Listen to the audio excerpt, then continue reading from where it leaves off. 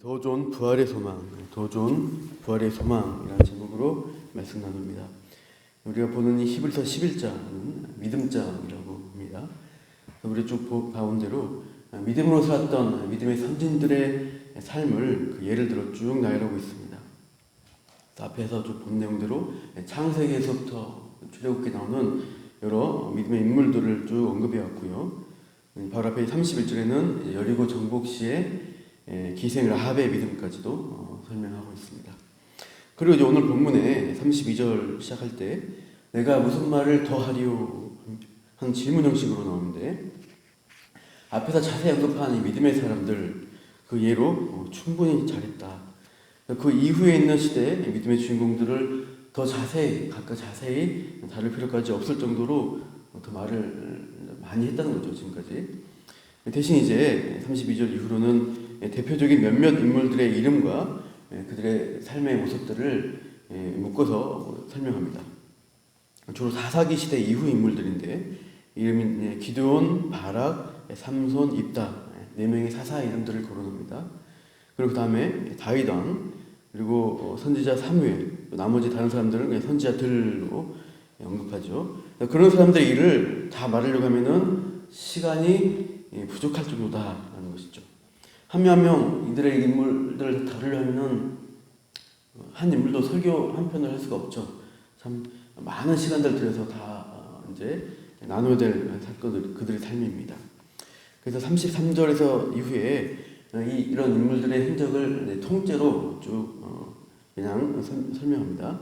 33절 보시면 그들은 믿음으로 나라들을 이기기도 하며 의를 행하기도 하며 약속을 받기도 하며 사자들의 입을 막기도 하며 되어 있죠. 나라들을 이긴 사람들, 주로 사사들을 그렇죠. 주변 나라들의 침입으로 백성들이 압제를 받을 때 이 사사들이 일어나서 그 나라들을 쳐서 이겼던, 백성들을 해방했던 역사들이 사사기에 많이 나옵니다. 기드온, 바락, 삼손, 입다 같은 사람들이고, 또 그 다음에 나오는 건 다윗이라는 인물은 공의로 통치한 왕이죠. 그래서 의를 행한 자에 다윗이 포함되고, 또 약속을 받은 사람으로 다윗이 언약받은 대표적인 사람이라고 할 수 있습니다.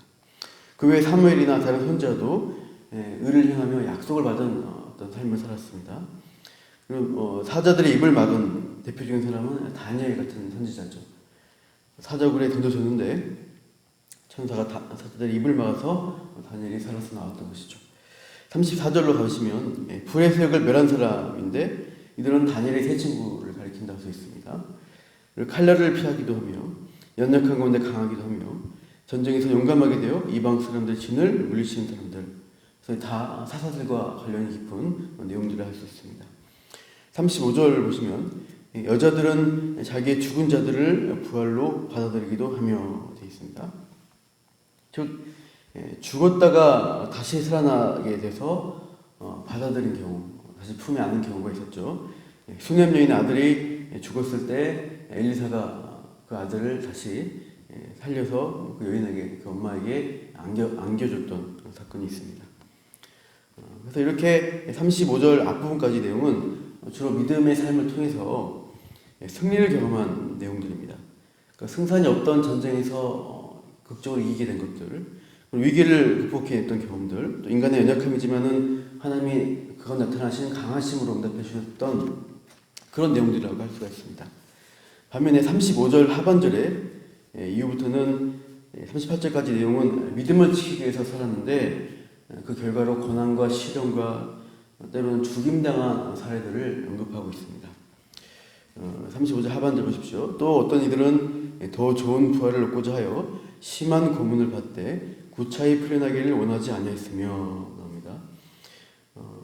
36절 보시면 또 어떤 이들은 조롱과 채찍질 뿐 아니라 결박과 옥에 갇히는 시련도 받았으며, 37절 돌로 치는 것과 톱으로 켜는 것과 시험과 칼로 죽임을 당했다.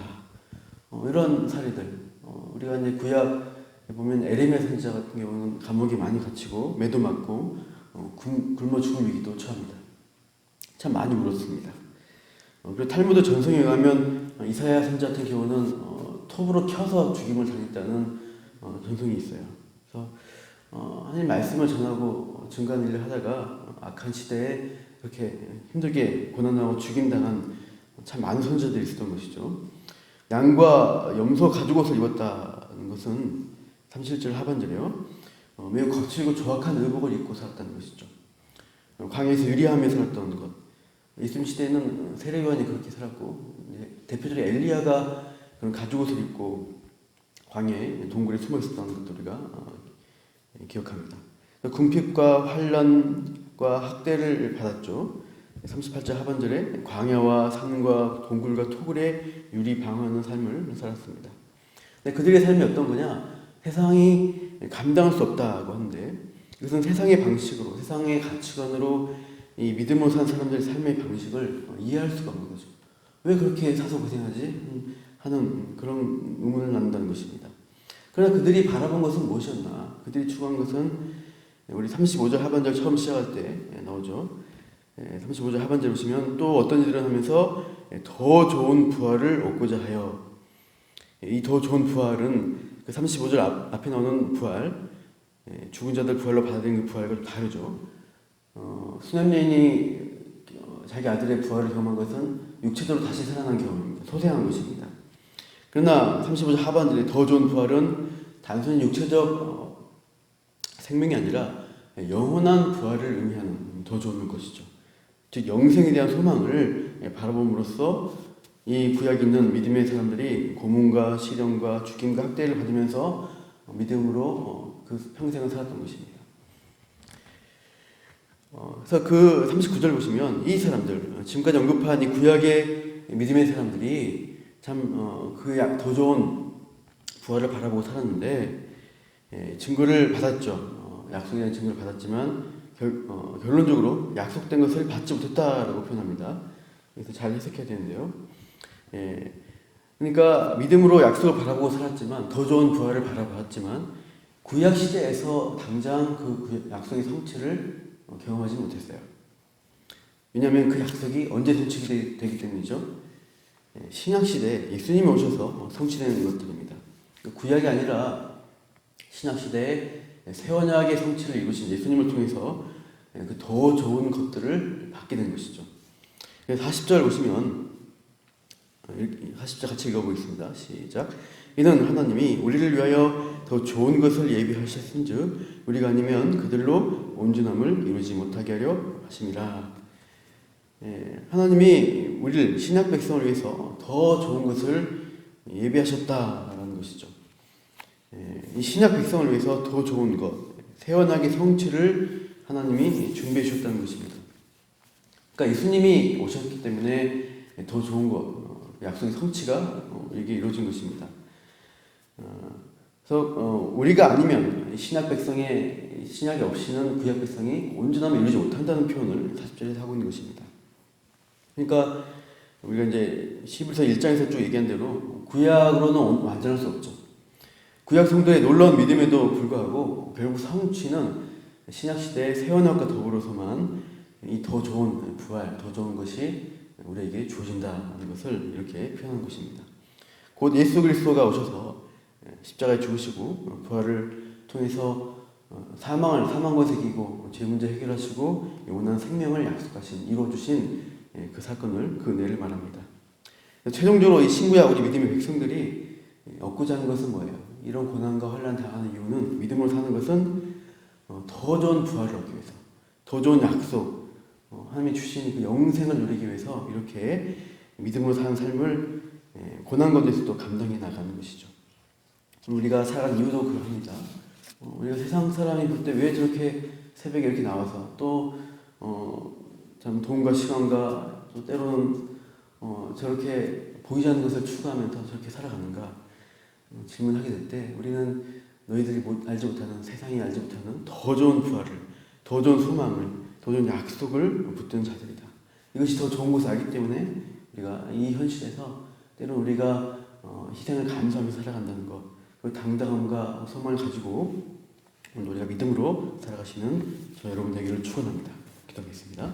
하나님, 우리는 세상이 감당할 수 없는, 세상이 이해할 수 없는 더 좋은 약속, 영생의 부활의 소망을 가진 자들입니다.